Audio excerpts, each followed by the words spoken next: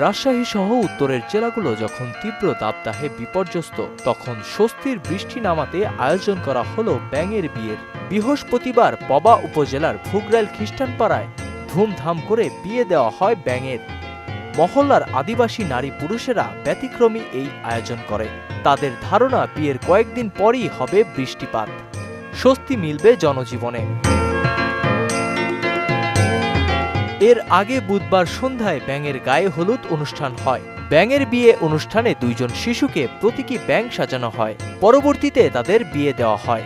Walton fridge কিনে অনেকের মতো আপনিও হয়ে যেতে পারেন মিলেনিয়াল সেরা পণ্যের সেরা অফার। তারা হলো সৈকত ও ভাবনা বিশ্বাস, আর ব্যাঙ হিসেবে তাদের প্রতীকী নাম দেওয়া হয় শিমুল ও ভাবনা। নিয়ম অনুযায়ী সকালে মহল্লার গির্জা মাঠ থেকে বরযাত্রীরা একই এলাকার মেঘলার বাসায় যায়। সেখানে খ্রিস্টানদের ধর্মীয় নীতি অনুযায়ী বিয়ের আনুষ্ঠানিকতা সম্পূর্ণ হয়।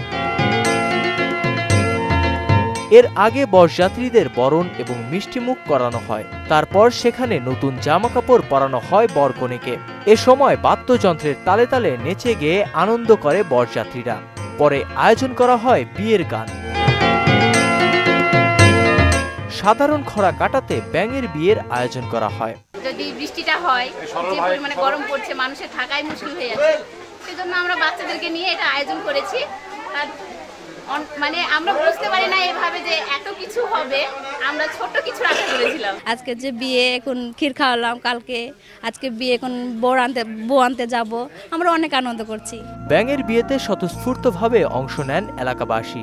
সবার একটাই চাওয়া, তাপ প্রবাহ থেকে মুক্তি মিলুক শিগগির।